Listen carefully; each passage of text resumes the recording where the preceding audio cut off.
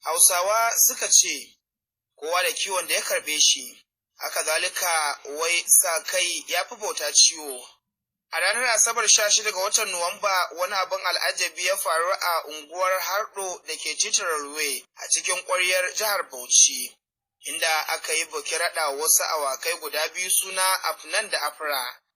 Hajiya Fatima wacce ke da awakin ita ce ta shirya wannan gagarumin biki, da ta gayyato ƙawayenta da abokan arziki tare da gayyato makiɗin zamani DJ domin taya su murnar wannan rana ta raɗin sunan awakan guda biyu da uwar garken ta haifa. Ina cikin farin cikin da ba zai iya misaltuwa ba, saboda waɗannan awaki da nake shi tun daga ɗaya na fara har zuwa kwana 7. Albarkar da ke cikin su shi ya sa nake nuna farin cikin da ba zai iya misaltuwa ba, zai iya cewa kuma sai da Allah ya ba wa kowa albarka. Wakilin Laji TV Hausa jihar Bauchi Sani Hamza Funtuwa ya halarci gidan Hajiya Fatima a lokacin da ake gudanar da bikin raɗin sunan. Ba wai taron bikin raɗin sunan kaɗai ya ɗau hankalin jama'a ba, a'a, yadda aka ga Hajiya Fatima tare da cincirindon ƙawayenta sun sanya kaya iri ɗaya da sunan Ashobe wato anko.